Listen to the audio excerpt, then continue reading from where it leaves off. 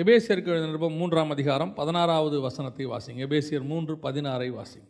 நீங்கள் அவருடைய ஆவியினாலே உள்ளான மனுஷனில் வல்லமையாய் பலப்படவும், விசுவாசத்தினாலே கிறிஸ்து உங்கள் இருதயங்களில் வாசமாயிருக்கவும், நீங்கள் அன்பிலே வேரூன்றி நிலை பெற்றவர்களாகி, சகல பரிசுத்தவான்களோடும் கூட கிறிஸ்துவனுடைய அன்பின் அகலமும் நீளமும் ஆழமும் உயரமும் என்னதென்று உணர்ந்து, அறிவு கெட்டாத அந்த அன்பை அறிந்து கொள்ள வல்லவர்களாகவும், தேவனுடைய சகல பரிபூரணத்தாலும் நிறையப்படவும், அவர் தமது மகிமையினுடைய ஐசுவரியத்தின்படியே உங்களுக்கு அனுக்கிரகம் பண்ண வேண்டுமென்று வேண்டிக் கொள்ளுகிறேன்.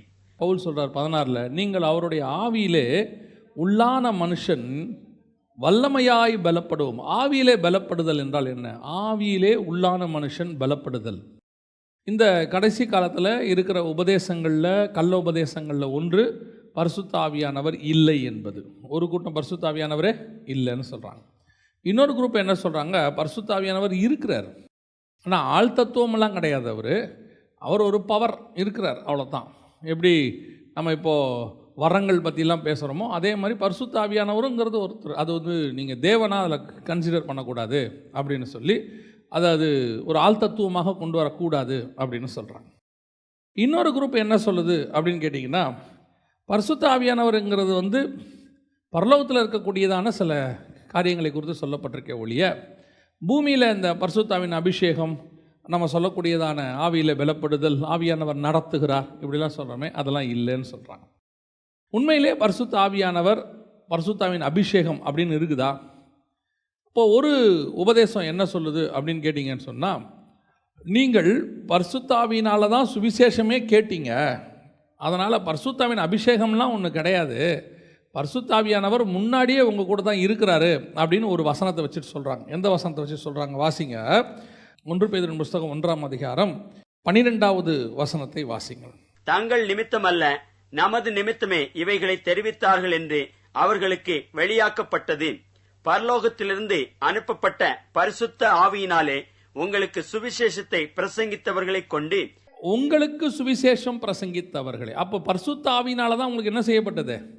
சுவிசேஷமே பிரசங்கிக்கப்பட்டது. அப்படி இருக்கும்போது நீங்கள் ரட்சிக்கப்படும் போதே ஆவியானவர் என்ன செஞ்சிட்டாரு? உங்ககிட்ட வந்துட்டாரு. அப்போது திடீர்னு அதென்ன பரிசுத்தாவின் அபிஷேகம் பெறதுன்னு சொல்கிறீங்க அப்படின்னு அவங்க சொல்கிறாங்க. அதனால் நீங்கள் பரிசுத்தான அபிஷேகம்லாம் இல்லை, நிறைய பேர் சொல்கிற மாதிரி நீங்கள் நம்பாதீங்க, பரிசுத்தான அபிஷேகம்லாம் இல்லை. ஏன்னா நீங்கள் எப்போ ரட்சிக்கப்பட்டீங்களோ அப்போயே ஆவியானவர் உங்கள் கூட இருந்ததுனால தான் நீங்கள் என்ன பட்டீங்க? ரட்சிக்கவே பட்டீங்க. அப்படி இருக்கும்போது அது என்ன பரிசுத்த ஆவியின் அபிஷேகம்னு ஒன்று சொல்கிறீங்க அப்படின்னு சொல்கிறேன். இது ஒரு உபதேசம் இருக்குது. இப்படி ஒரு உபதேசம் இருக்குது. இது ஒரு பெரும்பான்மையான கூட்டத்தால் நம்பப்படுகிறது. அவங்க அதனால தான் பரிசுத்தாவின் அபிஷேகத்தை நம்ப மாட்டாங்க, பெற மாட்டாங்க. அப்படிலாம் ஒன்றும் இல்லைங்க, ஏன்னா பரிசுத்த ஆவியானவர் இருக்கிறதால நம்ம ரட்சிக்கவே பட்டோம், அதனால் தனியாக ஒரு அபிஷேகம் அப்படின்ற மாதிரிலாம் சொல்லுவாங்க. ஆனால் ஆவியானவரோடு நாம் நெருங்குவதில் ஒரு ஸ்டாண்டர்ட் இருக்குது. உண்மையிலேயே சுவிசேஷம் பரிசுத்த ஆவியானவர் நமக்கு சொன்னார், ஒரு ஆளை வச்சு நமக்கு சொன்னார். இந்த வசனத்தின்படி நீங்கள் வாசித்த 1 பேதுரு 1:12 படி பரிசுத்த ஆவியானவர் தான் சுவிசேஷம் சொல்ல நமக்கு காரணமாக இருந்தார். அது யாரோ ஒருத்தர் நமக்கு சொன்னாங்க, பரிசுத்த ஆவியானவர் மூலமாக நாம் ரட்சிக்கப்பட்டோம். அந்த வசனத்தை கேட்டு விசுவாசத்தினாலே ரட்சிக்கப்பட்டோம். இருதயத்தில் விசுவாசித்து வாயில் அறிக்கை பண்ணோம், ரட்சிக்கப்பட்டோம். ஆனால் இதோட ஆவியானவருக்கும் நமக்கு இருக்கிற தொடர்பு முடிஞ்சிருச்சா, இப்படியே இருக்குதா அப்படின்னு கேட்டிங்கன்னா இல்லை. இதுக்கு அடுத்த ஸ்டாண்டர்ட் ஒன்று இருக்குது. இதுக்கு அடுத்த ஸ்டாண்டர்டு தான் பரிசுத்த ஆவியானவர் உங்களுக்குள்ளே வருதல். இப்போ ஆவியானவர் வெளியிருந்து உங்களை என்ன பண்ணுறாரு? சபைக்கு நேராக நடத்துகிறாரு, அதாவது ரட்சிப்புக்கு நேராக நடத்துகிறாரு. ரட்சிக்கப்பட்ட நீங்கள் அடுத்து எங்கே வரீங்க? சபைக்கு வரீங்க. இதுதான் தேவனுடைய திட்டம். ஒரு குரூப்பு சபைக்கே வர வேணான்னு சொல்லுது, அதை விட்டுருவோம். அவங்க என்ன சொல்லிடுவாங்கன்னா, சபைக்கெல்லாம் எதுக்குங்க போயிட்டு, அதெல்லாம் தேவையில்லை, நீங்கள் ரட்சிக்கப்பட்டாலே போதும், பரலோகத்துக்கு போயிடலாம் அப்படிங்கிறவங்களாம் இருக்கிறாங்க. ஆனால் வசனம் சொல்லுது, ரட்சிக்கப்பட்டவர்களே கர்த்தர் அனுதினமும் சபையில் சேர்த்தார். சபைனா அமைப்பு, கூட்டமைப்பு, நம்ம எல்லாரும் சேர்ந்து இருக்கிறது தான் சபை, கட்டடம் அல்ல, நாம தான் சபை. ஸோ அப்போ ஆண்டவர் கொண்டு வந்து சபையில் சேர்க்கிறார். ஸோ வெளியிருந்து உள்ளே கூட்டு வந்தது ஆவியானவர் தான். நம்ம ரட்சிக்கப்பட்டு சபைக்கு வந்தோம். இதுக்கு அடுத்த லெவல் ஒன்று இருக்குது. இதோட முடிஞ்சிடல ஆவியானவருடைய லெவல். இதுக்கு அடுத்த லெவல் ஒன்று இருக்குது. அதுதான் பரிசுத்த ஆவியினுடைய அபிஷேகம் நம்ம சொல்கிறோம். இயேசு கிறிஸ்து சொல்கிறாரு, உன்னதத்திலிருந்து பலன் உங்களிடத்தில் வருகிற வரைக்கும் நீங்கள் போய் என்ன செய்யுங்க? எருசலேமிலே காத்திருங்கள் அப்படின்னு சொல்கிறார். ஸோ அந்த பரிசுத்த ஆவியானவர் வந்து நிரப்புறார் நம்மளை. அதுக்கு பேர் தான் அபிஷேகம். அப்போஸ்தலர் நடபடிகள் 2ஆம் அதிகாரம் 2-3 வசனங்களை வாசிங்க. அப்பொழுது பலத்த காற்று அடிக்கிற முழக்கம் போல வானத்திலிருந்து சடுதியாய் ஒரு முழக்கம் உண்டாகி அவர்கள் உட்கார்ந்திருந்த வீடு முழுவதையும் நிரப்பிற்று. அல்லாமலும் அக்கினிமயமான நாவுகள் போல பிரிந்திருக்கும் நாவுகள் அவர்களுக்கு காணப்பட்டு அவர்கள் ஒவ்வொருவர் மேலும் வந்து அமர்ந்தது. இதான் பரிசுத்தாவினுடைய அபிஷேகம். ஆவியினாலும் அக்கினினாலும் அபிஷேகம் பண்ணுகிறார்னு இருக்கு இல்லையா? அக்கினிமயமான நாவுகள் வந்து அமர்ந்தது. ஸோ இது வந்து பேசிக்காக உங்களுக்கு தெரியும். ஆனால் பெரும்பான்மையாக ஒரு கூட்டத்துக்கு இன்றைக்கி வெளியே ஒரு விதமான உபதேசம் போயிட்டு இருக்குது. அந்த உபதேசத்தில் பரிசுத்த ஆவி கிடையாது, அபிஷேகம் கிடையாதுன்னு சொல்கிறதுனால அவர்களுக்கும் இதை சொல்லணுன்றதுனால சொல்கிறோம். ஸோ பரிசுத்தாவின் அபிஷேகம் என்பது நிச்சயமாக உண்டு. ஒரு காலகட்டம் வரைக்கும் ஆசாரியர்கள் ஆசாரிப்பு கூடாரத்தை நடத்தி கொண்டிருந்தார்கள். அவர்களுக்கு வேதம் கொடுக்கப்பட்டது. அதுக்கு பிறகு நியாயாஸ்திரிகள், அது வேரபாரகர், இப்படிலாம் இருந்தாங்க. அடுத்த காலகட்டத்தில் சபை, நம்முடைய சபைகள் வரும் பொழுது இப்போ நமக்கு போதிக்கிறது யாருன்னா ஆவியானவர் தான் சபைக்கு என்ன செய்கிறாரு? போதிக்கிறார். எப்படி சுவிசேஷம் சொல்கிறதுக்கு ஆவியானவர் ஒரு ஆளை யூஸ் பண்ணி சுவிசேஷம் நமக்கு சொன்னார்னு 1 பேதுருல வாசித்தோமோ, அதே மாதிரி சபையில் போதிக்கிறதுக்கும் ஆவியானவர் ஆட்களை செலக்ட் பண்ணுறார். சிலரை அப்போஸ்தலராகவும், சிலரை போதகராகவும், சிலரை மெய்ப்பராகவும், சபைக்குள்ளே சிலரை தீர்க்கதரிசியாகவும் வச்சிருக்கிறார். அப்போ அவங்க சபைக்குள்ளே இருந்து ஆவியானவர் கொடுக்கறதான தூதை வாங்கி நமக்கு தராங்க. அது அவங்க வாங்கி நமக்கு தர்றது. ஆனால் அந்த வசனம் உங்களுக்குள்ளே கிரியை செய்ய வேண்டுமென்றால் உங்களுக்குள்ளே ஆவியானவர் இருக்கணும்.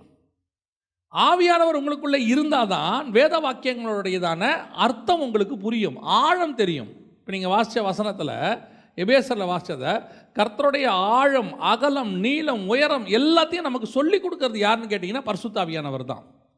அவர் தான் நமக்குள்ளே இருந்து நடத்துகிறார். அப்போ அந்த பரிசுத்த ஆவியினுடைய அபிஷேகம் என்பது ரொம்ப ரொம்ப முக்கியம்.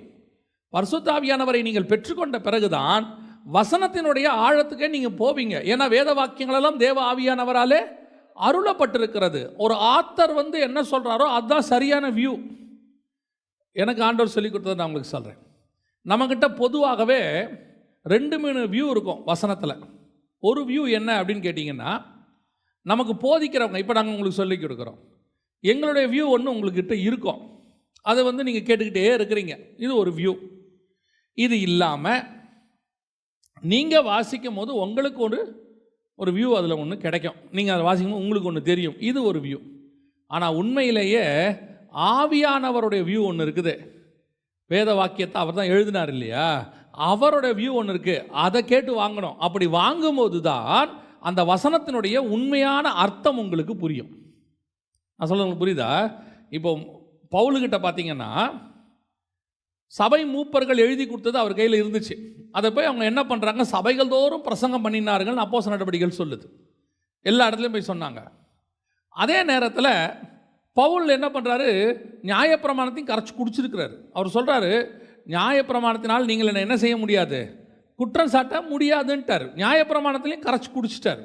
இதை 2ஐயும் தாண்டி 3ஆவதாக பவுல் சொல்கிறாரு, உங்களுக்கு ஒப்புவித்ததை கர்த்தரிடத்தில் பெற்றுக்கொண்டேன். கம்யூனியன் ஆக்சுவலாக யார் அவருக்கு சொல்லி கொடுத்துருக்கணும்? கம்யூனியன் பற்றி அந்த ராத்திரியிலே அவர் அப்பத்தை எடுத்து பிட்டு இதை யார் சொல்லி கொடுத்துருக்கணும்? அப்போஸ்தலர்கள் சொல்லி கொடுத்துருக்கணும். அவங்க சொன்னாங்க, அன்றைக்கி நைட்டுப்பா இயேசு கிறிஸ்து போகிறதுக்கு முந்தின நாள் அப்பத்தை எடுத்தாரு, பிட்டாரு, கொடுத்தாரு அப்படின்னு சொல்லி கொடுக்கணும்ல. அவங்க சொல்லி கொடுக்கலங்கிறத பவுல் நமக்கு தெளிவாக சொல்கிறாரு. உங்களுக்கு ஒப்புவித்ததை கர்த்தரிடத்தில் பெற்றுக்கொண்டேன். அப்போ ஒரே கம்யூனியனுக்கு எத்தனை வியூ இருக்குது பாருங்கள். ஒன்று சபை மூப்பர்கள் அவருக்கு சொல்லி கொடுத்தது ஒன்று இருக்கு, அவர் நியாயப்பிரமாணத்தில் படித்தது ஒன்று இருக்கு, அதையும் தாண்டி கர்த்தர் கொடுத்தது ஒன்று இருக்கு. இந்த இடத்துக்கு தான் நீங்கள் நானும் வரணும். இதுதான் ஆவியானவராலே நடத்தப்படுதல். ஒவ்வொரு வேத வசனத்தையோ அல்லது கர்த்தரிடத்திலிருந்து விளக்கத்தையோ பெற்றுக்கொள்ள வேண்டுமானால் உங்களுக்குள் ஆவியானவர் இருந்து அதை படிக்க வைக்கணும். இப்போ போதிக்கிறதை கேட்கிறது நல்லது. ஒரு ரெஃபரன்ஸ், ஒரு கதை ஒன்று சொல்லுவாங்க, நீங்கள் கேட்டிருப்பீங்க. ஒருத்தன் புதையல் தோண்டிக்கிட்டே போனானா, ஒரு 5 அடி தோண்டிட்டானா, புதையல் என்ன செய்யலை, கிடைக்கலையா.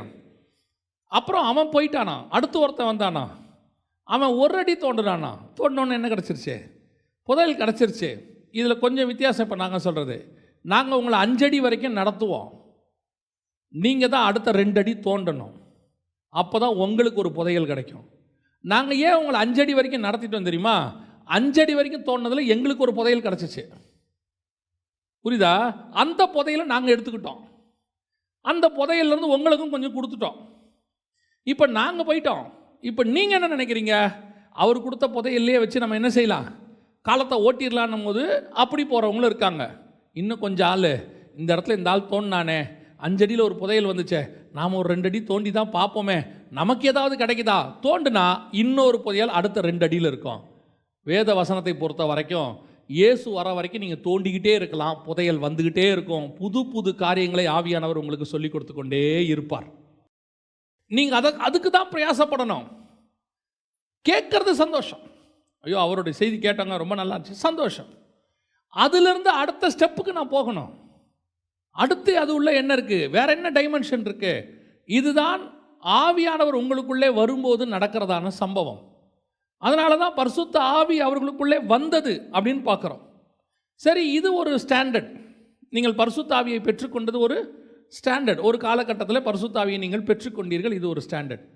நிறைய பேர் என்ன செய்கிறாங்கன்னா, இதோடைய தங்கள் வாழ்க்கையை என்ன பண்ணிடுறாங்க, ஓட்டி முடிச்சிடுறாங்க. பரிசுத்த ஆவியை பெற்றுக்கொண்டோமே, அடுத்த ஸ்டாண்டர்டுக்கு போனோமா? நல்லா தெரிஞ்சுக்கொள்ளுங்க, ஆவிக்குரிய வாழ்க்கை என்பது வளர்ச்சி நிறைந்தது. ஆவிக்குரிய வாழ்க்கை எப்பவுமே எப்படி வளர்ச்சி நிறைந்தது. ஒரு இடத்துல நிற்கவே நிற்காது. வசனம் சொல்லுது, அவர்கள் மகிமையின் மேல் மகிமை அடைந்து பரிசுத்தம் உள்ளவன் இன்னும் பரிசுத்தமாகட்டும், நீதி செய்கிறவன் இன்னும் நீதி செய்யட்டும். அடுத்த லெவலுக்கு போயிட்டே இருக்கணும்.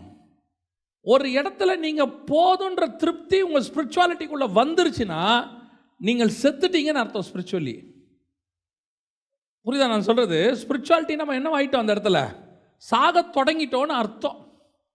ஆனால் ஸ்பிரிச்சுவலி வளர்ந்துகிட்டே இருக்கணும். இப்போ பாருங்கள், மோசே முச்செடியில் ஆண்டவரை பார்க்குறாரு.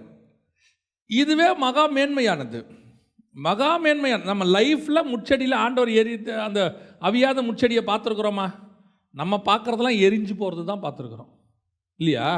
நம்ம பார்க்குற எல்லாமே என்னவாயிடுது, எரிஞ்சு போயிடுது. எரியாத முச்செடியை பார்க்குறாரு. இதுவே இருக்கிறதுலே பயங்கரமான விஷன். சரி, ஓகே. அடுத்து ஆண்டவர் சொல்கிறாரு, மலைக்கு மேலே ஏறி வான்றார். அங்கே போகிறாரு, அது ஒரு விஷன். அதுக்கப்புறம் ஒரு மேகம், ஆண்டவர் சொல்கிறாரு, உன்னை குறித்த பயம் அவர்களுக்கு உண்டாகும்படி நான் என்னுடைய மகிமையெல்லாம் அவர்களுக்கு காட்டப் போகிறேன், நீ மலைக்கு மேலே வா. வந்தார். இப்போ 2வது ட்ரிப்பு, ஒரு கரு மேகம் வந்து மூடுது, இடி மின்னல் எல்லாம் வருது. கீழே இருக்கிறவன் பயப்படுறான், இவர் மேகத்துக்குள்ளே போயிட்டார். இது அத்தப்பட்ட மகிமை. அதான் மகிமையின் மேல் மகிமை அடைந்து. ஆனால் மோசேக்கு அது திருப்தி ஆகவே இல்லை. அவருக்கு திருப்தி ஆகலை. அடுத்து என்ன பண்ணுறாரு தெரியுமா?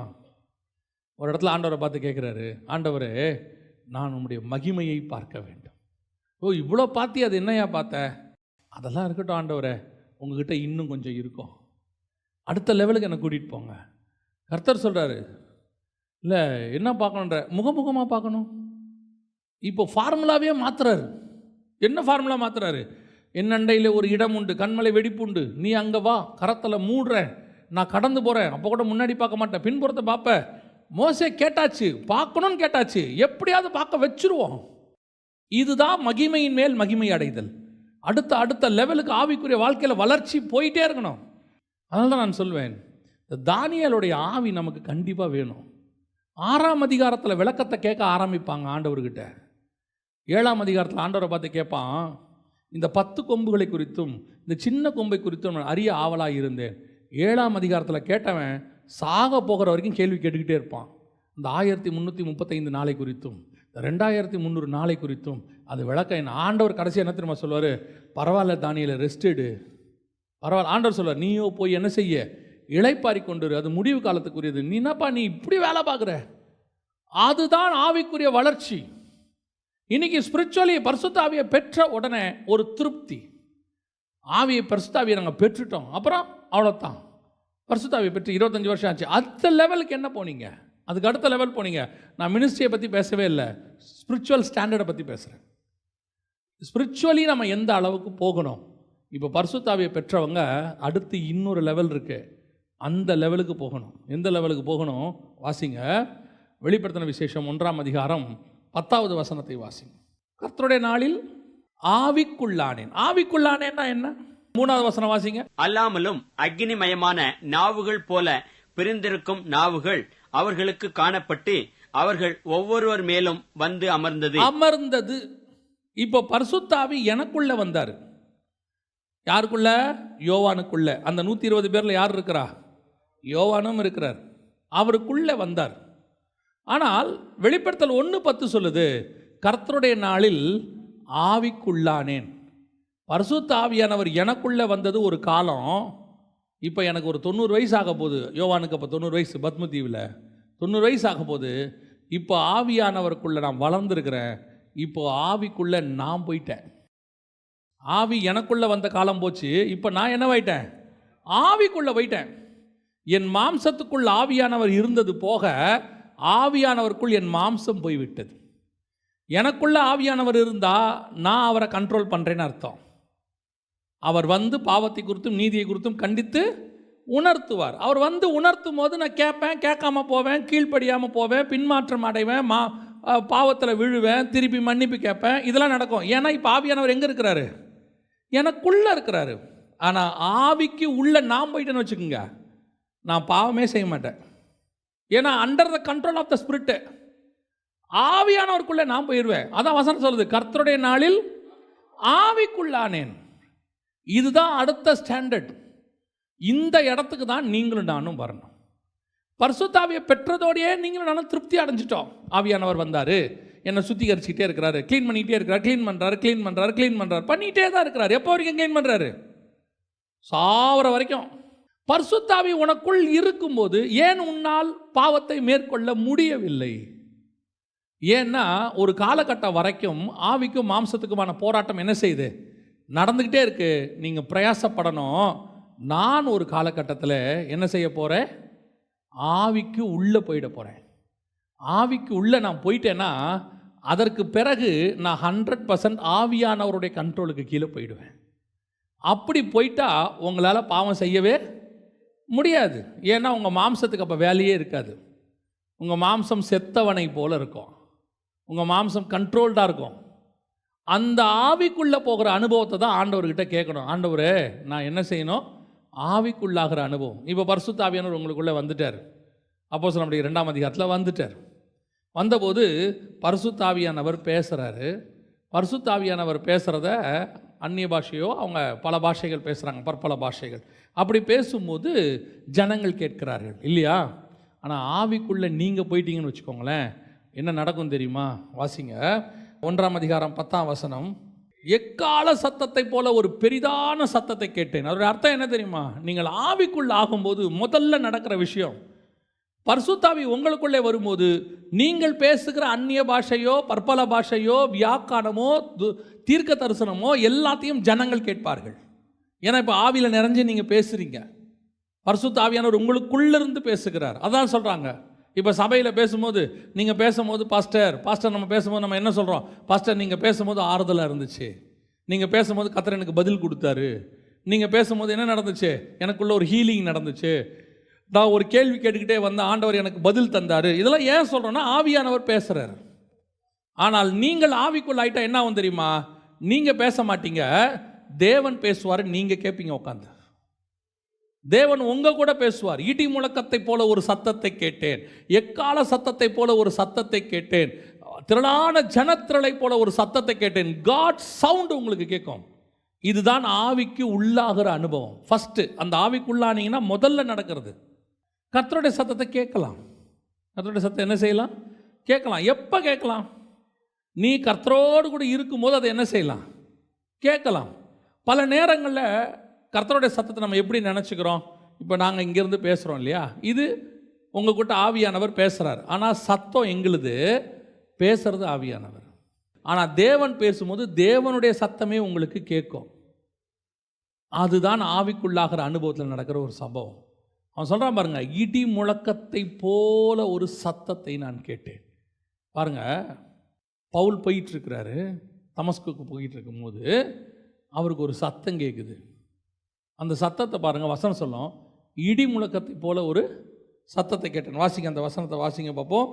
அப்போஸ்தலர் நடபடிகள் 9ஆம் அதிகாரம் 4வது வசனம். அவன் தரையிலே விழுந்தான். அப்பொழுது, சவுலே சவுலே, நீ என்னை ஏன் துன்பப்படுத்துகிறாய் என்று தன்னுடனே சொல்லுகிற ஒரு சத்தத்தை கேட்டான். 22:7 அப்போஸ்தலர் நடபடிகள் சொல்லுது, அவனே சொல்றான், நான் ஒரு சத்தத்தை கேட்டேன். வாசிங்க பாப்போம் 22:7. நான் தரையிலே விழுந்தேன். அப்பொழுது, சவுலே சவுலே, நீ என்னை ஏன் துன்பப்படுத்துகிறாய் என்று என்னுடனே சொல்லுகிற ஒரு சத்தத்தை கேட்டேன். அதற்கு நான், ஆண்டவரே, நீர் யார் என்றேன். அவர், நீ துன்பப்படுத்துகிற நசரேயனாகிய இயேசு நானே என்றார். என்னுடனே கூட இருந்தவர்கள் வெளிச்சத்தைக் கண்டு பயமடைந்தார்கள். என்னுடனே பேசினவருடைய சத்தத்தையோ அவர்கள் கேட்கவில்லை. பேசினவருடைய சத்தத்தையோ, இதுதான் நமக்கு டிஃபரன்ஸ். தேவன் உங்ககிட்ட பேசும்போது கர்த்தருடைய சத்தம் உங்களுக்கு கேட்கும், கூட இருக்கிறவனுக்கு கேட்காது. நிறைய பேர் கேட்குறாங்க, வருகையில் வரும்போது எக்காலம் ஊதுதே, எல்லாருக்கும் கேட்குமா? ஆண்டவர் நினைச்சா உங்களுக்கு மட்டும் கேட்கும்படி வைப்பார். ஆண்டவர் நினைச்சாரா உங்களுக்கு மட்டும் கேட்கும். இந்த வசனம் எவ்வளோ அழகாக இருக்கு பாருங்க. 22 வசனம் சொல்லுது, என் கூட இருந்தவர்கள் அந்த சத்தத்தை கேட்கவில்லை. நீங்கள் ஆவிக்குள்ள ஆகும்போது கர்த்தருடைய சத்தம் உங்களுக்கு கேட்கும். அதான் ஃபர்ஸ்ட் அனுபவம். ஆண்டவர் உங்களோட பேசுவார். இந்த அனுபவத்துக்கு நீங்கள் வந்துட்டீங்கன்னா, ரெண்டாவது நீங்கள் ஆவிக்குள்ள ஆகும்போது என்ன வரும் பாருங்க. வாசிங்க வெளிப்படுத்தல் 4:1-2. இவைகளுக்கு பின்பு இதோ பரலோகத்தில் திறக்கப்பட்டிருந்த ஒரு வாசலை கண்டேன். முன்னே எக்கால சத்தம் போல என்னுடனே பேச நான் கேட்டிருந்த சத்தமானது, இங்கே ஏறி வா, இவைகளுக்கு பின்பு சம்பவிக்க வேண்டியவைகளை உனக்கு காண்பிப்பேன் என்று விளம்பினது. உடனே ஆவிக்குள்ளானேன். அப்பொழுது இதோ வானத்தில் ஒரு சிங்காசனம் வைக்கப்பட்டிருந்தது. சத்தத்தை கேட்டுக்கிட்டே இருந்தாரு. அடுத்த ஸ்டாண்டர்ட் என்ன தெரியுமா? பார்க்க தொடங்குகிறார். இவைகளுக்கு பின்பு சம்பவிப்பதை நான் உனக்கு காண்பிப்பேன், வா. இதுதான் அடுத்த லெவல், உங்கள் ஆவிக்குரிய வாழ்க்கையினுடைய அடுத்த லெவல். எவ்வளோ நாளைக்கு நீங்கள் நடக்கிற சம்பவத்தையே பார்த்துக்கிட்டு இருக்க போகிறீங்க? எவ்வளோ நாளைக்கு நீங்கள் பழைய சம்பவத்தையே பார்த்துக்கிட்டு இருக்க போகிறீங்க? இன்னொன்று இருக்குது, இனி சம்பவிப்ப போகுதை நான் உனக்கு காண்பிப்பேன், வா. இதுதான் ஆவிக்குள்ளாகிற அனுபவம். நல்லா தெரிஞ்சுக்கொள்ளுங்க. இந்த வேதத்தில் சொல்லப்பட்டிருக்கிற எத்தனையோ மகத்துவங்கள் இருக்குது. அதில் மறைக்கப்பட்ட மறைபொருள் எத்தனையோ இருக்குது. அதை கர்த்தர் நமக்குன்னே வச்சிருக்கிறார். நம்முடைய வேலை அதை போய் வாங்கிறது தான். உங்களுக்கு கர்த்தர் வச்ச பொக்கிஷம் எப்போ தொடங்குது தெரியுமா? எப்போ நீங்கள் பரிசுத்த ஆவியை பெற்று ஆரம்பிச்சிங்களோ அப்பத்துலேருந்தே கர்த்தர் உங்களுக்குன்னு கொஞ்சம் ட்ரெஷரை பைபிளில் வச்சுக்கிட்டே இருப்பார். உங்களுக்கு, நம்மளை பொறுத்த வரைக்கும் பைபிளில் சொன்னது ஒன்று, ஊழியக்காரங்க நமக்கு சொல்லுவாங்க, படித்தோம், கேட்டோம், சந்தோஷமாக போனோம், அதில் ஒரு திருப்தி. அவர் பேசினார், கேட்டோம், ரொம்ப பிரயோஜனமாக இருந்துச்சு, வெரி குட். ஆனால் இதுக்கு அடுத்து ஒன்று இருக்குது, உங்களுக்குரியது பைபிளில் இருக்குது. அதை ஆண்டவர்கிட்ட போய் கேட்கணும். ஆண்டவரே, நான் எனக்கு வச்சதை என்ன செய்யணும்? பார்க்கணும். ஆண்டவரே, முதல்ல கேட்கணும். நிறைய விஷயங்கள் ஆண்டவர்கிட்ட ஸ்டாண்டர்டில் வளரும் போது கொஞ்ச நாள் கர்த்தருடைய சத்தத்தை மட்டும்தான் நீங்கள் கேட்க முடியும். கர்த்தருடைய சத்தத்தை கேட்கணும். சாமுவேலே சாமுவேலேன்னு கூப்பிடுவார், சவுலே சவுலேன்னு கூப்பிடுவார். கர்த்தருடைய சத்தத்தை யாக்கோபை பார்த்து கூப்பிடுவார். ஆண்டவர் பேசுகிற தேவன், நம்ம பேசுகிற தேவனை வச்சுருக்கிறோம். முதல்ல அவர் சத்தத்தை கேட்க தொடங்கணும். அதற்கு பிறகு ஆவிக்குள்ளே நீங்கள் வளர வளர கர்த்தர் உங்களுக்கு தரிசனங்களை காட்டத் தொடங்குவார். எந்த தரிசனம் தெரியுமா? இவைகளுக்கு பின்பு சம்பவிப்பதை நான் உனக்கு காண்பிப்பேன். இதுதான் அடுத்த லெவல், உங்கள் ஆவிக்குரிய லெவல். ஆண்டவர் நமக்கு வச்சதை பார்க்க தொடங்கணும். பவுல் பாருங்கள், ஆரம்பத்தில் அவருடைய சத்தத்தை கேட்டார் தானே, அவருடைய சத்தத்தை கேட்டார். உங்களுக்கு ஒப்புவித்ததை கர்த்தரிடத்தில் பெற்றுக்கொண்டேன் எல்லாம் கேட்டார். அடுத்த லெவலுக்கு பவுல் போறார் பாருங்க. அவருடைய ஆவிக்குரிய ஸ்டாண்டர்ட் இன்னும் மேலே போகுது. 2 கொரிந்தியர் 12:3 வசனம் வாசி. அந்த மனுஷன் பரதீசுக்குள் எடுக்கப்பட்டு மனுஷர் பேசப்படாததும் வாக்கு கட்டாததுமாகிய வார்த்தைகளை கேட்டான் என்று அறிந்திருக்கிறேன். பரதீசிக்குள்ள போயிட்டார் பாருங்க. இப்ப அடுத்து எடுத்துட்டு போயிட்டார். இதான் செகண்ட். ஆவிக்குள்ள ஆகும்போது கர்த்தர் உங்களை என்ன பண்ணுவார் தெரியுமா? அடுத்த லெவலுக்கு அவர் இருக்கிற இடத்துக்கு எடுத்துட்டு போவார். இப்போ பரிசுத்த ஆவியானவர் வரும்போது மேல் வீட்டறையில் எல்லார் மேலேயும் அவர் வந்து என்ன செஞ்சார்? இறங்கினார். ஆனால் ஆவிக்குள்ளாகும்போது என்ன ஆகும் தெரியுமா? அவர் இருக்கிற இடத்துக்கு உங்களை கூட்டிகிட்டு போய் தரிசனங்களை காட்டுவார். இவைகளுக்கு பின்பு சம்பவிப்பதை காட்டுவார். இந்த ஸ்டாண்டர்டுக்கு வரணும். இது பவுலுக்கு மட்டும்தான் கிடையாது, யோவானுக்கு மட்டும்தான் கிடையாது. வாசிங்க 37ஆம் அதிகாரம் எசேக்கியேல் புஸ்தகம் 1வது வசனத்தை வாசிங்க. கர்த்தர் என்னை ஆவிக்குள்ளாக்கி வெளியே கொண்டு போய் எலும்புகள் நிறைந்த பள்ளத்தாக்கில கொண்டு போய் விட அடுத்து வெளியே கூட்டு போயிடுவார். இது ஆவிக்குள்ளாகிற அனுபவம். அடுத்து போய் ஒரு விஷன் காட்டுவார். அவர் காட்டுற இடத்துக்கு உங்களை கூட்டிட்டு போவார். வெளிப்படுத்தல் 17:3 வாசிங்க பார்ப்போம். ஆவிக்குள் என்னை வனாந்தரத்திற்கு கொண்டு போனான். ஆவிக்குள் என்னை, நான் ஆவிக்குள் ஆயிட்டா தான் அடுத்த லெவல் வனாந்தரத்துக்கு கூட்டு போறாரு, எலும்புகள் நிறைந்த பள்ளத்தாக்கு கூட்டிட்டு போறாரு. இப்போ பாருங்க, ஆவிக்குள்ளாக்கி கர்த்தர் ஒவ்வொரு இடமா என்ன செய்யறாரு, கொண்டு போறாரு. இதுதான் அடுத்த ஸ்டாண்டர்ட், ஆவிக்குரிய வாழ்க்கையினுடைய ரெண்டாவது ஸ்டாண்டர்ட். ஃபர்ஸ்ட் பரிசுத்த ஆவியை பெற்றீங்க, இது ஃபர்ஸ்ட் லெவல். ரெண்டாவது லெவல் ஆவிக்குள்ள போனீங்க, இது ரெண்டாவது லெவல். மூணாவது லெவல் ஆவிக்குள்ளே போகும்போது நீங்கள் அவருடைய சத்தத்தை கேட்க தொடங்குவீர்கள். நாலாவது லெவல் அந்த சத்தத்தை கேட்கிற ஒரு காலகட்டத்தை தாண்டும் போது தரிசனத்தை பார்க்க தொடங்குவீர்கள். கர்த்தர் உங்களுக்கு வைக்கிறத நீங்கள் பார்க்க தொடங்குவீங்க. கர்த்தர் உங்களை கூட்டிகிட்டு போக தொடங்குவார். ஒவ்வொரு இடமா கர்த்தர் உங்களை கொண்டு போய் அவர் தனக்கு வெளிப்படுத்த வேண்டியவர்களை கொண்டு போய் வெளிப்படுத்துவார். இதுதான் கர்த்தர் உங்ககிட்டையும் எங்ககிட்டையும் எதிர்பார்க்கிற காரியம். இன்றைக்கி நாம் இந்த லெவலுக்கே வரமாட்டோம். நம்ம கிடைச்சதுலேயே சாட்டிஸ்ஃபேக்ஷன், இது வரைக்கும் நம்ம கிடைச்சதுலேயே திருப்தி ஆயிட்டோம். போதும், சந்தோஷம், நல்ல வசனம் கிடச்சிச்சு.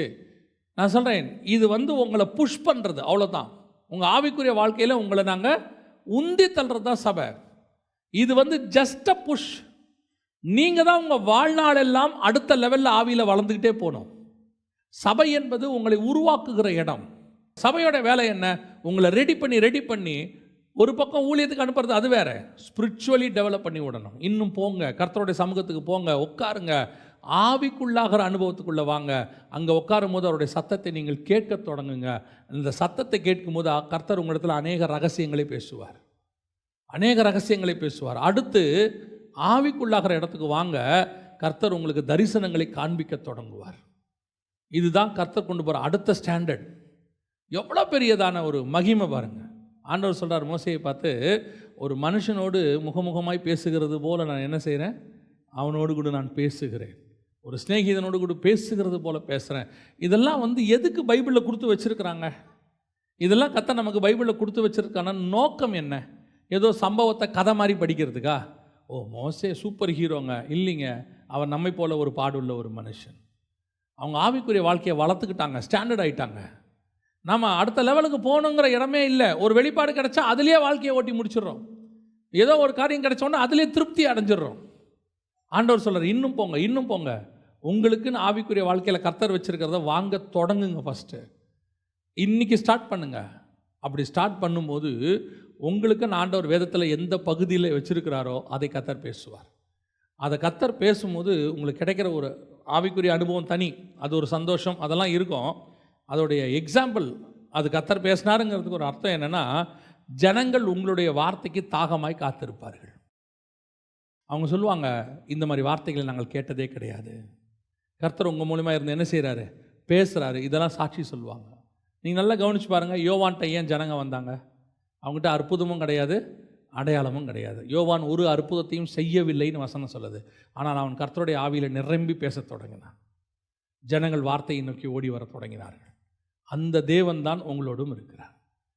இது அடுத்த ஸ்டாண்டர்ட், ஆவிக்குள்ளாகிற அனுபவம். இதையும் தாண்டி இன்னொரு லெவல் இருக்குது. நீங்கள் இந்த லெவலுக்கே இப்படி சொல்லிக்கிட்டு இருக்கிறோம், இதையும் தாண்டி இன்னொரு லெவல் இருக்குதான்னா இன்னும் ஒரு லெவல் இருக்குது. அந்த லெவல் ஸ்பிரிச்சுவலி டாப் லெவல்.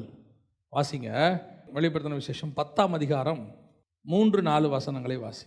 சிங்கம் கர்ஜிக்கிறது போல மகா சத்தமாய் ஆர்ப்பரித்தான். அவன் ஆர்ப்பரித்த போது 7 இடிகளும் சத்தமிட்டு முழங்கின. அவ்வேழு இடிகளும் தங்கள் சத்தங்களை முழங்கின போது நான் எழுத வேண்டும் என்றிருந்தேன். அப்பொழுது 7 இடிமுழக்கங்கள் சொன்னவைகளை நீ எழுதாமல் முத்திரை போடு என்று வானத்திலிருந்து ஒரு சத்தம் உண்டாக கேட்டேன். இப்போ முதல் லெவல்ல இருந்து 2வது லெவலுக்கு அவர் வந்தார். எந்த லெவலுக்கு வந்தார்? கேட்கறதுல இருந்து எதுக்கு வந்தார்? பார்க்கறதுக்கு வந்தார். அந்த 10:1 கூட நீங்கள் வாசிச்சீங்கன்னா வசனம் எப்படி இருக்கும்? பின்பு பலமுள்ள வேறொரு தூதன் வானத்திலிருந்து இறங்கி வர கண்டேன். பார்க்குற லெவலுக்கு வந்துட்டார். கேட்குற லெவல் ஒன்று இருக்குது, அடுத்து பார்க்குற லெவல்.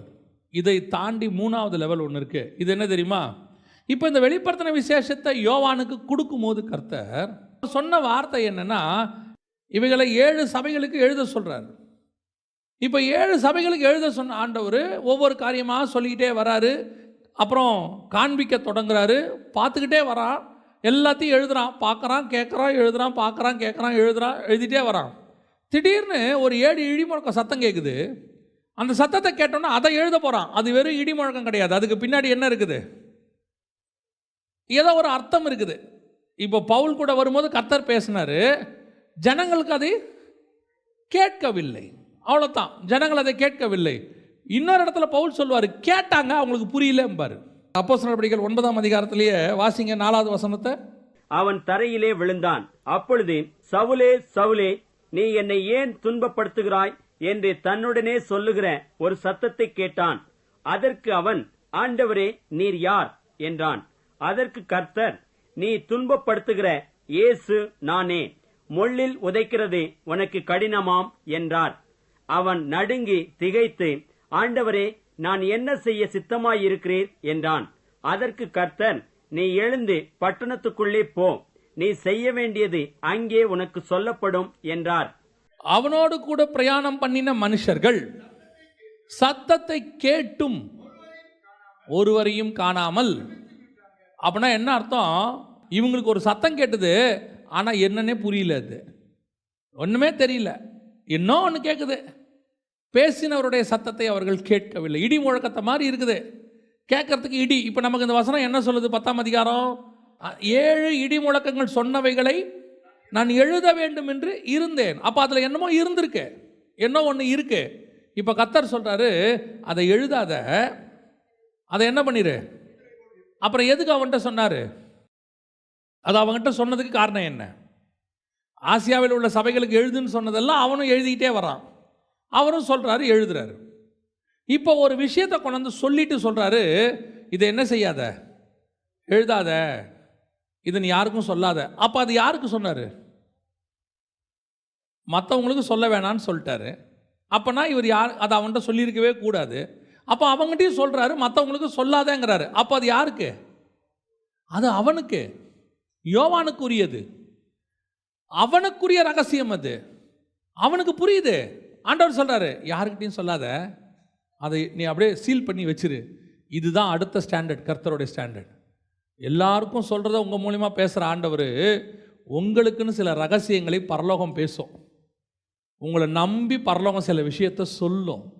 இதை முத்திரை போடு, ஆனால் சொல்லுவார் ஆண்டவர், மற்றவங்ககிட்ட சொல்லாதேம்பார். நம்ம பசங்க சொல்லுவாங்க தெரியுமா, ஸ்கூலில் படிக்கும்போது ஒன்று சொல்லிட்டு இது அவங்ககிட்ட சொல்லிடாத அப்படிம்பாங்க. இதே ஸ்டாண்டர்ட் தான் ஆண்டவர் சொல்கிறாரு. ஏன்னா ட்ரஸ்ட், பரலோகம் உங்களை என்ன செய்ய தொடங்குது? ட்ரஸ்ட், நம்ப தொடங்குது. உங்ககிட்ட நான் ஒரு விஷயத்தை சொன்னால் அது வெளியே போகாது. அதான் பரலோகம் நம்ம மேலே வச்ச நம்பிக்கை. அந்த நம்பிக்கையை மனுஷன் மேலே யார் வைக்கிறது? தேவன் வைக்கிறார். நாம தேவன் மேலே நம்பிக்கை வைக்கிறது வேற, அது இயல்பு, அது உண்மை, அது நடக்கும். தேவன் நம்புகிற மனுஷன் நாம் இருக்கிறோம் பாருங்க, அதுதான் இருக்கிறதுலே ஸ்பிரிச்சுவல் ஸ்டாண்டர்ட். கர்த்தர் நம்பி பரலோகத்தில் ஒரு ரகசியத்தை ஒரு மனுஷங்கிட்ட சொல்கிறார் பாருங்களேன், இதெல்லாம் இருக்குது வச்சுக்கோ, ஆனால் யார்ட்டையும் சொல்லிடாத. ஏன் அவனை நம்புறாருன்னா, அவன் சொல்ல மாட்டான்னு அவருடைய நம்பிக்கை. அப்போ பரலோகம் உங்களை எண்ணி நம்புதா? பரலோகத்தின் நம்பிக்கைக்கு உரியவர்களாய் நீங்களும் நானும் இருக்கிறோமா? இன்றைக்கி நம்மக்கிட்ட பரலோகம் அந்த நம்பிக்கை வைக்கலை. பரலோகம் நம்மளை நம்பலை. பரலோகம் நம்புச்சுன்னா கர்த்தர் வெறும் வார்த்தைகளை மாத்திரம் நம்ம கொடுக்க மாட்டார், சத்தியத்தை மட்டும் கொடுக்க மாட்டார். இது ஒரு ஸ்டாண்டர்டு. இதையும் தாண்டி கர்த்தர் ரகசியத்தை பேசுவார். உங்களோட உட்காந்து வந்து என்னோட உட்காந்து கர்த்தர் என்ன செய்வார்? பல நேரத்தில் ஆவிக்குள்ளாக்கி கர்த்தர் கூட்டிகிட்டு போய் சொல்கிற விஷயம் மற்றவங்களுக்கு, இது அவங்ககிட்ட போய் சொல்லு, இதை இவனுக்கு சொல்லு, 7 சபைகளுக்கு சொல்லு, மோவாபியர்களுக்கு சொல்லு, நீ போய் யோனா கிட்ட சொல்வார், நீ போய் நினிவே ஜனங்கிட்ட சொல்லு, அதெல்லாம் ஓகே. ஆனால் யாருக்கிட்டையும் சொல்லாதன்னு ஒரு விஷயத்த சொல்கிறார் பாருங்க, அதுதான் ரொம்ப முக்கியம். பல நேரங்களில் பைபிளில் வாசித்து பாருங்க, சில விஷயங்களை நம்மக்கிட்ட சொல்லாமல் அப்படியே ஊழியக்காரங்க தள்ளிட்டே போவாங்க. இவைகளை குறித்து எழுத எனக்கு மனம் இல்லைம்பாங்க, இவைகளை குறித்து எழுத எனக்கு சமயம் இல்லைம்பாங்க. அப்படின்னா என்ன அர்த்தம்னா, ஆவியானவர் அந்த இடத்துல என்ன செய்ய விரும்பலை, அதை சொல்ல விரும்பலைன்னு அர்த்தம். ஆனால் பல ரகசியங்களை ஆவியானவர் நம்மோடு கூட பேச விரும்புகிறார். சபையோடு கூட மட்டுமல்ல, தனிப்பட்ட முறையில் உங்களோடும் என்னோட உட்காந்து தேவன் பேச விரும்புகிறார். நம்ம என்றைக்காவது அந்த அவைலபிலிட்டிக்குள்ளே வந்திருக்கிறோமா? முதல்ல அவைலபிலிட்டினா நேரம். அந்த நேரத்தில் தேவன் சொல்கிற இடத்துக்கு நம்ம வந்தால் தான் இது நமக்கு கேட்கும். பல நேரத்தில் நம்ம தேவன் சொல்கிற இடத்துக்கு வர்றதே இல்லை. அந்த சில நேரத்தில் நீங்கள் பார்த்தீங்கன்னா, கூட்டமாக ஃபேமிலியாக போயிட்டுருப்பாங்க, எல்லாரும் பேசுவாங்க. எல்லாரும் பேசும்போது, கணவன் மனைவி பேசும்போது ஒரு பொதுவான காரியத்தை தான் பேச முடியும். எல்லாரும் இருக்கும்போது பேசும்போது என்ன செய்வாங்க? நார்மல் விஷயங்களை பேசுவாங்க. ஆனால் 2 பேர் மட்டும் போகும்போது தான் பர்சனலாக பேசுவாங்க. அந்த இடத்துக்கு தான் நீங்கள் நானும் வரணும். பர்சனலையும் தாண்டி பல நேரங்களில் கணவன் மனைவியாக இருந்தாலும் தங்களுடைய பாஸ்ட் லைஃப்பில் நடந்ததான சில விஷயங்களை மறைச்சே வச்சுருப்பாங்க. சொன்னால் என்ன வந்துடும்? பிரச்சனை வந்துடும்னு. எப்போ நான் சொன்னால் பிரச்சனை வராதுன்னு ஒரு நம்பிக்கை வருதோ அப்போ தான் அவங்க சொல்லுவாங்க, உங்ககிட்ட மறைக்க எனக்கு மனசு இல்லை, நான் உண்மையை என்ன செஞ்சிடறேன் சொல்லணும்னு. அந்த உண்மையை அவங்க சொல்லணுன்னா உங்கள் மேலே அவங்களுக்கு என்ன வரணும்? நம்பிக்கை வரணும். அதே மாதிரி ஒரு நம்பிக்கையை பரலோகம் உங்கள் மேலேயும் என் மேலேயும் வைக்கணும். அந்த நம்பிக்கையை பரலோகம் உங்கள் மேலேயும் என் மேலேயும் வச்சா மட்டும்தான் நீங்களும் நானும் கர்த்தரிடத்திலிருந்து ரகசியத்தை பெற்றுக்கொள்ள முடியும். பொதுவாக நாம் ஒரு ஸ்டாண்டர்ட் 1லேயே இருந்து சாட்டிஸ்ஃபை ஆகி ஆவிக்குரிய வாழ்க்கையை முடிச்சுட்டு நாம் பரலோகத்துக்கு போகிறத தான் விரும்புகிறோம். ஆனால் தேவன் அதை விரும்பலை. இப்போ நீங்கள் உங்கள் பையன் இருக்கிறாரு, சில அப்பா அம்மா என்ன செய்வாங்கன்னா, எப்படியாவது பாஸ் பண்ணிடுறா, மானத்தை வாங்கிடாத அப்படிம்பாங்க சில அப்பா அம்மா. சிலர் என்ன சொல்லுவாங்க, இந்த நல்ல மார்க் எடுத்துடுறா, அப்போ தான் எதையாவது குரூப் எடுக்க முடியும் அப்படிம்பாங்க. ஆனால் சில அப்பா அம்மா அப்படி பேசவே மாட்டாங்க. அவங்க என்ன சொல்லுவாங்க தெரியுமா? டேய், கிளாஸ் ஃபஸ்ட்டு வரணும், கூடுமானால் ஸ்கூல் ஃபஸ்ட்டு வரணும், எங்கள் பரம்பரையில் நாங்கள் எல்லாம் நல்லா படித்தவங்க. அப்படி ஒரு ஸ்டாண்டர்ட் இருக்குது. இப்போ நம்ம எந்த ஸ்டாண்டர்டில் ஆவிக்குரிய வாழ்க்கையில் இருக்கிறோன்றது தான் முக்கியம். தேவனுடைய கண்கள் அப்படியே இருதயத்தை தேடிக்கிட்டே இருக்கும். எவன் கூட பேசலாம், யார் கூட பேசலாம். யோசிச்சு பாருங்கள், 12 சீஷர்கள் இருக்கிறாங்க. ஒருத்தங்கிட்டையும் ரகசியத்தை வெளிப்படுத்த முடியல அவரால். ஒருத்தன் மார்பில் சாஞ்சிருக்கான். அவன் போய் கேட்குறான், அந்த காட்டி கொடுக்குறவன்னு சொல்கிறீங்களே அது யார் அப்படின்னு. யாருக்கிட்டையும் சொல்லாத தேவன் அவங்ககிட்ட சொல்கிறாரு, இந்த துணிக்கையை யார் கையில் கொடுக்குறனோ அவன்தான்றார்.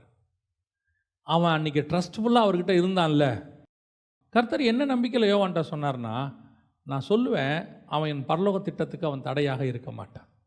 ஏன் பேதுருக்கிட்ட சொல்லலைன்னா, அவன் சொன்னால் உடனே இது உமக்கு நேரிடக்கூடாது, நான் உயிரை கொடுத்தாவது உங்களை காப்பாற்ற ஆண்டவரே, அவன் அப்படி சொல்லிடுவான் உடனே. கர்த்தருக்கு நம்பணும், ஆனால் அவன் என் திட்டத்தை மாற்றாதவனாகவும் இருக்கணும். பல நேரங்களில் பரலோகம் நம்மை நம்பாமல் போகிறதுக்கு அதான் காரணம். பரலோகத்தினுடைய நம்பிக்கைக்குரிய ஒரு மகனாக மகளாக நம்ம மாறணும். யோசித்து பாருங்கள், தேவன் நம்பி அவர் இருதயத்தில் உள்ளதை எங்கிட்ட சொல்கிறார். அது இதில் இன்னொரு பெரிய விஷயமும் இருக்குது. என்ன தெரியுமா? சில விஷயங்களை கர்த்தர் சொல்லுவார், சொல்லாதேன்னு சொல்கிறாரு, முத்திரை போடு அப்படின்னு. அந்த சொல்லாதேன்னு சொன்னால் சொல்லக்கூடாது. எந்த ஒரு விஷயத்தையும் பரலோகம் என்னையும் உங்களையும் சொல்லி என்ன செய்யணும்? நம்பணும். நம்பினா மட்டும்தான் உங்களையும் என்னையும் நம்பி ஆண்டவர் அநேக ரகசியங்களை பேச தொடங்குவார். இப்போ நமக்கு கிடைக்கிறதெல்லாம் வெளிப்பாடு, வசனத்திலிருந்து வெளிப்பாடு. இப்போ நம்ம 2வது லெவல் 3வது லெவலில் தான் இருக்கிறோம். இனி வரும் சம்பவங்களை கேட்க வேண்டியிருக்கு. இனி வரும் சம்பவங்களை மத்தேயு எழுதின சுவிசேஷம் 13ஆம் அதிகாரத்தில் 52வது வசனம் வாசிங்க. அப்பொழுது அவர் அவர்களை நோக்கி, இப்படி இருக்கிறபடியால் பரலோக ராஜ்யத்துக்கு அடுத்தவைகளில் உபதேசிக்கப்பட்டு தேறின வேத பாரகன் எவனும் தன் பொக்கிஷத்திலிருந்து புதியவைகளையும் பழையவைகளையும் எடுத்துக் கொடுக்கிற வீட்டெஜமானாகிய மனுஷனுக்கு ஒப்பாயிருக்கிறான் என்றார். அப்போ என்ன அர்த்தம்? இவங்கிட்ட 2 பொக்கிஷம் இருக்கணும். என்ன இருக்கணும்? ஒன்று புதுசு, இன்னொன்று இப்போ நம்மகிட்ட இருக்கிறதெல்லாம் பழசு, பழைய பொக்கிஷம். ஆனால் பொக்கிஷம், பழைய பொக்கிஷம். என்ன பொக்கிஷம்? பழைய ஏற்பாட்டில் புதஞ்சிருக்கிற பொக்கிஷம், புதிய ஏற்பாட்டில் புதஞ்சிருக்கிற பொக்கிஷம், இதெல்லாம் உண்மை. ஆனால் புதியதுன்னு ஒன்று இருக்குது, த நியூ ஒன். தேவன்கிட்டேருந்து வாங்கிறது, தேவன் நமக்கு சொல்லி கொடுக்கறது, அதுலேருந்து கிடைக்கக்கூடிய வெளிப்பாடு. இந்த புதுசு ஆண்டவர்கிட்ட வாங்கிக்கிட்டே இருக்கணும். அதை வாங்கிறது அடுத்த லெவல். இதையும் தாண்டி உங்களுக்குன்னு மட்டும் பரலோகம் ஒரு ரகசியம் வச்சுருக்கோம், அதை கர்த்தர்கிட்டேருந்து கேட்டு வாங்கணும். அதை வாங்கும்போது தான் தேவன் உங்களை நம்ப தொடங்கி இருக்கிறாருன்னு அர்த்தம். தேவன் நம்மளை நேசிக்கிறார், அது வேற. நம்புகிறாரா? ஆண்டவருக்கு நம்ம மேலே நம்பிக்கை வரணும், ஹெவன் நம்பணும்.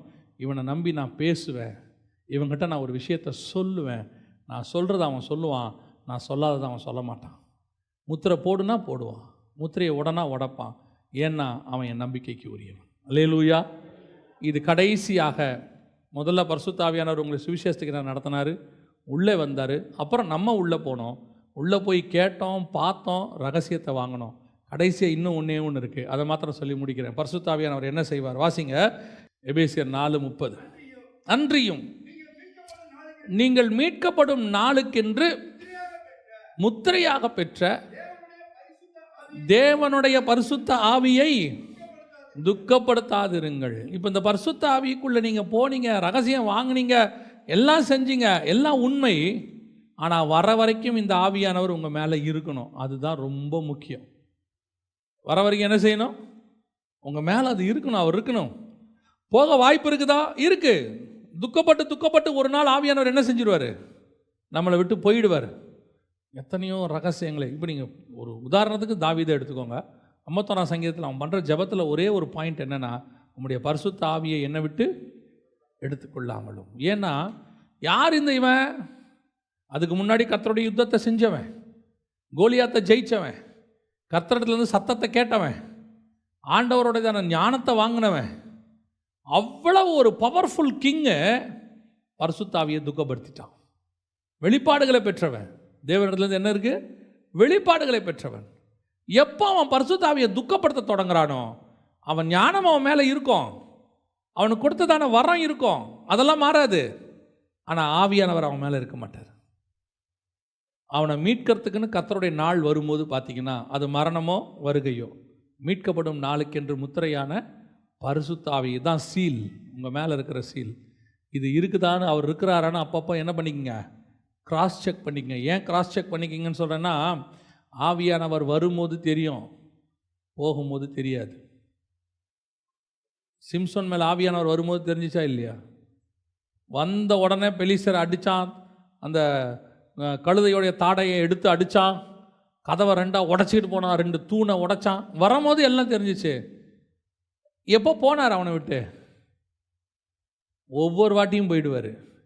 அதனால தான் ஒவ்வொரு வாட்டியும் வசனம் சொல்லும், கர்த்தருடைய ஆவியானவர் அவன் மேல் இறங்கினார். அப்போ இறங்கினவர் ஸ்டாண்டர்டாக அவன் மேலே என்ன செய்யலை? இல்லை. அவன் எப்போ பெலிஸ்தர்கிட்ட போய் கல்யாணம் பண்ணானோ வெளியே போயிட்டார். எப்போ தெளிலாள் வீட்டுக்கு போனானோ போயிட்டார். எப்போ அவன் திராட்சரசத்தை அந்த சிங்கத்துக்கிட்ட இருந்து தேனை சாப்பிட்டானோ போயிட்டார். எப்பெல்லாம் துக்கப்படுத்துகிறோமோ அப்போல்லாம் ஆவியானவர் என்ன செஞ்சிடறாரு? போயிடுறார். அதனால தான் தாவீது சொல்கிறான், தயவு செஞ்சு எடுத்துடாதீங்க. ஏன்? நான் ராஜாவாக இருக்கிறது முக்கியம் இல்லை, எனக்கு தேவை பரிசுத்த ஆவியானவர், அதான் முக்கியம், அதுதான் முக்கியம். ஒரு நாள் ராஜ்யபாரம் அவன் கையை விட்டு போச்சு இதனால், ஆனால் ஆவியானவர் அவனை விட்டு போகல. திருப்பி ராஜ்யபாரத்தை கொண்டாந்தாச்சு, ஆனால் ஆவியானவர் போயிட்டார்னா கொண்டு வருது கஷ்டம். இன்றைக்கி நிறைய பேருடைய பிரச்சனை இன்றைக்கி அதுதான் இருக்குது. ஆனால் இவங்க யார்? பழைய காலத்தில் பார்த்தீங்கன்னா கர்த்தருக்காக வல்லமையாக பயன்பட்டவங்க, ரகசியத்தை வாங்கினவங்க. யூதாஸை எடுத்துக்கோங்களேன். யூதாஸ் போய் அவன் என்ன பண்ணுறான்? அற்புதங்களை செய்கிறான், பிசாசு துரத்துறான், எல்லா வேலையும் செய்கிறான். 2 பேராக போகும்போது அவனும் கூட போனான்.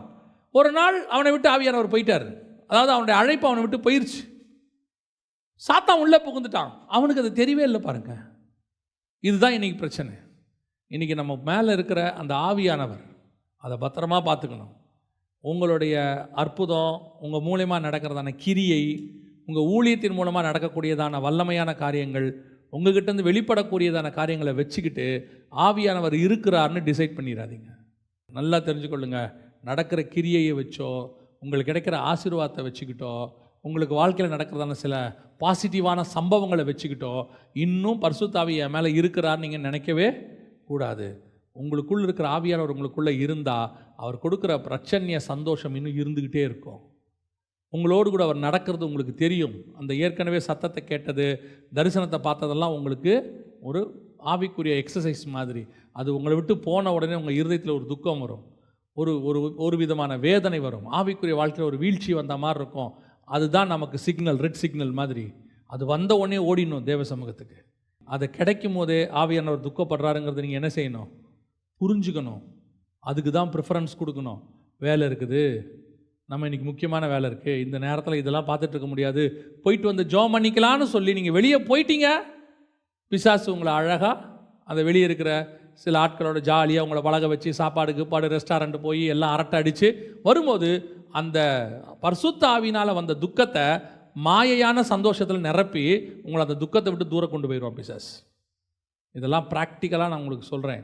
தயவு செய்து பரிசுத்த ஆவியானவர் தான் இருக்கிறதுலே ரொம்ப இம்பார்ட்டன்ட். மீட்கப்படும் நாளுக்கென்று முத்திரையாய் பெற்ற பரிசுத்த ஆவி, அவர் தான் சீல், மேலே இருக்கிற சீல். அந்த சீலை பத்திரமா வச்சுக்கணும். அதே மாதிரி தான் நீங்கள் ரட்சிக்கப்பட்டாச்சு, ஆனால் பரிசுத்த ஆவி தான் முத்திரை. இவர் இருந்தால் தான் உங்களுக்கு மீட்பு. ஒவ்வொரு நாளும் சுய பரிசோதனை பண்ணி பாருங்கள். ஆவியானவர் இருக்கிறாரா, எனக்குள்ளே இருக்கிறாரா, இன்னும் இல்லை துக்கப்பட்டுக்கிட்டு இருக்கிறாரா, இந்த ஆரம்ப நிலையில் அப்படியே தான் இருக்கிறேனா, இன்னும் வளர்ச்சி வரவே இல்லையா, நாளுக்கு நாள் வளர்றேனா, ஆவியானவருக்குள்ளேருந்து ஒரு காலத்தில் ஆவிக்குள்ளே நான் போகிறேனா, அவர் சத்தத்தை கேட்குறேனா, அவருடைய தரிசனங்களை பார்க்குறேனா, கர்த்தர் என்னை நம்புகிற இடத்துக்கு நான் வந்திருக்கிறேனான்னு பார்க்கணும். இந்த ஆவிக்குரிய ஸ்டாண்டர்டில் நீங்கள் வளரும்போது நம்ம அத்தனை பேருமே யோவானை போல, எசேக்கியேலை போல, தானியேலை போல கர்த்தர் நம்மை நம்ப தொடங்குவார். கர்த்தர் ரகசியங்களை பேசுவார், பரலோகத்தினுடைய வெளிப்பாடுகளை கொடுப்பார். இன்னும் எவ்வளவோ கர்த்தரிடத்தில் பொக்கிஷம் இருக்குது. அதை வாங்குவதற்கு கர்த்தர் ஆட்களை தேடிக்கொண்டிருக்கிறார். அல்லேலூயா. நம்ம ஜெபம் பண்ண போகிறோம். தேவ சமூகத்தில் ஆண்டவரை நோக்கி பார்க்க போகிறோம். எல்லாம் கண்களை மூடுவோமா? நன்றி ஆவியானவரே, கோடான கோடி ஸ்தோத்திரங்கள், துதிகளை ஏறெடுக்கிறோப்பா.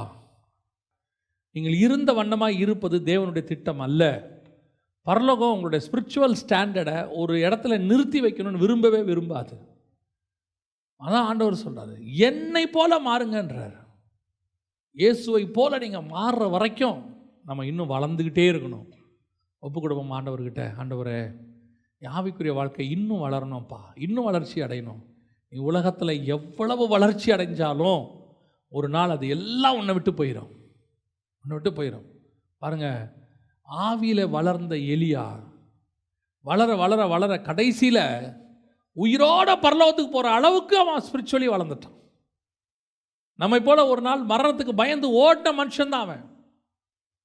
ஆனால் வசனம் சொல்லுது, மரணத்தையே காணாதபடிக்கு அப்படி வளர்றான் வளர்றான் வளர்றான், வளர்ந்துட்டே இருக்கிறான். பைபிளில் எல்லாருமே எடுத்த உடனே பயங்கர ஸ்பிரிச்சுவல் பர்சன் கிடையாது. அது தானியேலாக இருக்கட்டும், அது யோவானாக இருக்கட்டும், எல்லாம் நம்ம போல ஒரு அற்பமாக இருந்தவங்க தான். ஒரு இடத்துல வசனம் யோவானை பற்றி சொல்லுது, உயிர்த்தெழுதலை பற்றின வெளிப்பாடு அவர்களுக்கு இல்லைன்னு இருக்கு. யோவான் எழுதின சுவிசேஷத்தில் கடைசியாக இயேசுவை பார்க்க ஓடி வருவாங்க. அவர் உயிர்த்தெழுந்திருப்பார். அந்த இடத்துல வசனம் சொல்லும், யோவானும் பேதுருவையும் பார்த்து, அவர்களுக்கு அவர் உயிர்த்தெழுந்ததான வெளிப்பாடு அவர்களுக்கு இல்லைன்னு இருக்கும். வசன அறிவு அவங்களுக்கு இல்லைன்னு இருக்கும். அதுதான் நம்மளை மாதிரி அவங்களும் சாதாரணமாக இருந்தவங்க தான். ஆனால் பரிசுத்த ஆவியை பெற்ற பிறகு வளர்ச்சி அடைந்து ஒரு நாள் யோவான் ஆவிக்குள்ளாகிற அனுபவத்துக்கு போகிறான். போய் தரிசனங்களை பார்க்கிறான், சத்தத்தை கேட்கிறான். கடைசியில் தேவன் அவனை நம்பி 7 இடி முழக்கத்தினுடைய காரியங்களை சொல்றார், ரகசியத்தை சொல்றார். அதுதான் கர்த்தர் உங்கள் மேலே என் மேலே வச்சிருக்கிற எக்ஸ்ட்ரீம் லெவல். ஹெவன் வந்து சொல்லணும், ரகசியத்தை சொல்லணும். ஒருத்தருடைய அனுபவத்தை நான் உங்களுக்கு சொல்கிறேன். அநேக நேரங்களில் கர்த்தர் பூமியில் நடக்கிற சம்பவத்தை அவர்கிட்ட வந்து சொல்லுவாராம். இதுக்காக ஜெபம் பண்ணு. அவர் ஜெபிப்பார். பல நேரங்களில் அந்த ஜெபத்துக்கு பதிலாக கர்த்தர் அந்த பட்டணத்தை காப்பாற்றுவாராம், அந்த குடும்பத்தை காப்பாற்றுவாராம். சில நேரங்களில் கர்த்தர் துக்கமாக சொல்லுவாராம், அவர்கள் மனம் திரும்பலை, அவங்கள காப்பாற்ற முடியாது. ஆனால் நான் சொல்கிறேன், அந்த ஆள் யார் தெரியுமா? ஏதோ பெரிய ஊழியக்காரனோ அல்லது உலகத்தை கலக்கிற ஊழியக்காரனோ கிடையாது. ஒரு கிராமத்துக்குள்ளே இருக்கிற ஒரு சின்ன தாயார், ஒரு படிப்பறிவு இல்லாத தாயார். அந்த தாயார் ஒரு மாதிரி ஃபோன் பண்ணும்போது சொன்னாங்க, ஆண்டவர் எனக்கு சொல்லுவாரியா, அவங்களுக்கு ஜெபம் பண்ண சொல்லி சில காரியங்களை என்கிட்ட சொல்லுவாரியா. பாருங்க, பரலோகம் அந்த தாயாரை நம்புது. பாருங்க, அதுக்கு படித்தவங்க படிக்காதவங்கன்னு கணக்கு கிடையாது. அதுக்கு ஆவிக்குரிய ஸ்டாண்டர்ட் தான் கணக்கு. ஆண்டவர் உங்களை என்னையும் நம்புகிறாரா? பரலோகம் பேசுதா? ஆண்டவர் உங்களை என்னை நம்பி பேசுகிறாரா? அந்த இடத்துக்கு நம்ம வரணும். ஆசை, ஆண்டவரே என்னோட பேசுங்கப்பான்னு சொல்லி ஒப்பு கொடுத்து ஜெபம் பண்ணுவோமா? தேவன் சமூகத்தில் கரங்களை உயர்த்தி ஆண்டவரை நோக்கி, ஆண்டவரே நீர் நம்புகிற மனுஷனாக மாறணும். ஆண்டவரே, எங்கள் சர்வ வல்லமை உள்ள தகப்பனே, நாங்கள் நீர் நம்புகிற மனுஷனாய் மாறணும்.